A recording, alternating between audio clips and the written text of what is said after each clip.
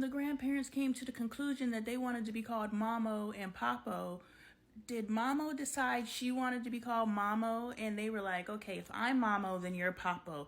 Or did Papo say, if I'm Papo, you're Mamo? Or did, like, just because they go together, Grandma, it's not Grandpa, you know, it's Grandpa or whatever, you know, they're not twinning.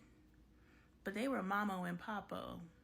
So I wonder who strong-armed who into the O, because somebody wasn't in agreement. What's good, John Lonnie Appleton? I am a healthy family advocate. If that is your type of content, please consider following, commenting, sharing, and reposting my videos to help grow our community. I am talking feminine energy, but then I got hung up on the fact that as a child, I lived with my dad's girlfriend's father and her mother. So I lived with non-family. I lived with everybody as a child. Everybody but the foster system. So hamdulillah. So I am talking feminine energy, and past videos, I'm not going to repeat myself for a third time. But what I wanted to say was, when I lived with my dad's girlfriend's father, I remember I was getting in trouble. A couple times. I used to get in trouble all the time. But one of the times that I got in trouble, he was just like, why are you always smiling? You smile too much. And if we could back that up, boop, boop, boop. When I was younger, and I still had a stepmother and a stable home, and life was beautiful. I think we might even had a white goddamn picket fence. Life was lovely with Karen, as far as my recollection is concerned. I had after-school activities and everything. And that is how I ended up in Taekwondo. I made it all the way up to like an orange belt before I made it up some belts. I was good at Taekwondo. I used to break the boards with my hands and everything. You ain't ever heard that story before. Y'all ain't heard all my damn stories yet. I got some in there. Anyway, so I'm in Taekwondo, and I remember my sensei used to call me Smiley Barrettes. And the reason why he called me Smiley Barrettes was because I was always smiling, and I always had barrettes in my hair because, yes, Karen was a white woman who knew how to whip some black hair, and she used to whoop me up with the bows and the knockers. What did y'all used to call those things? The knockers? I used to call them knockers. What did you call them? The bobos? What y'all call them? I went from living with Karen and coming home to outfits on my bed to crackheads cooking me powdered eggs in the morning. Crackhead prostitutes cooking me eggs in the powdered eggs, because back in the day, the powdered eggs in the morning. Man, how the mighty have fallen. All right, I left off the last video. We were talking about feminine energy, so you know what I am supposed to be talking about, even though I may not get to it in this video. But we left off the last video how I was talking about how, what the heck is on my sleeve? I just be tearing my little clothes up. That's why you can't let nobody have nothing. You can't give niggas nothing. That's right here. What's good, John Lonnie Appleton? I am a healthy family advocate. If that is your type of content, please consider following, commenting, resharing, sharing link, reposting videos to help us grow our community. But yeah, last video I left off talking about how I went from having, the perfect life with my white stepmom who used to whip my hair up with the bobos, to now I got a white crackhead lady in a nightie in my kitchen cooking me powdered eggs for breakfast. And I'm like, how did we get here? Man, my childhood was wild.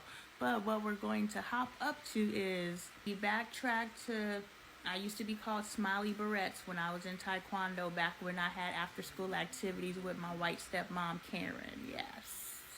Karen Ann Wilburn, if you are out there, I am your old stepdaughter.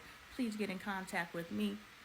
And I remember your face. I remember your face. So don't no other Karens contact me. I only want Karen Ann Wilburn to come and find me. Because I just want to give you a hug, because you were nice to me. That wasn't my sister's experience per her, but per me, we was aces. Yes. And there's something that we used to say. There's a road game that we used to play when we would go on road trips that you taught me. And there's something that we used to say about your last name. If you can tell me those two things, then I'll know it's you. So boom, can't nobody even pretend to be Karen. Yes, some of my positive memories, though I remember you used to count the Skittles. You would put, like, that's cruel. They know I got a sugar addiction, right? And Karen used to go and buy the Skittles. And because, you know, she didn't have little badass kids like I do, she could actually keep a candy dish out. And, dude, if I put a candy dish out, like, while I'm trying to put candy in the dish, Caden's already grabbing the bag out of my hand. And Michael's like, what's that? You know, so if I tried to put a candy dish out, but Karen could put a candy dish out, and she would count the Skittles every day. This bitch was busy. She would count the Skittles every day, and I would still sneak them, and she would know I snuck them, and that's why I be strategic. I set my kids up too. I'm busy too, Karen. I will set a thing just like that, and if somebody moved it, I'll know. I learned that from you. Yeah, we left off the last video talking about how my stepmama used to count the Skittles. What's good, John Lonnie Appleton? I am a healthy family advocate. If that is your type of content, please consider follow, commenting, sharing, and reposting videos to help grow our community. Alright, yes. But the whole reason why I got on here is because I want to talk about feminine energy. I'm watching The Mother on Netflix, and how Jennifer Lopez's character is pretty much a beautifully wrapped man because she has zero feminine energy. And I was like, that's why most relationships fail, because men are pretty much dating men with vaginas, you know.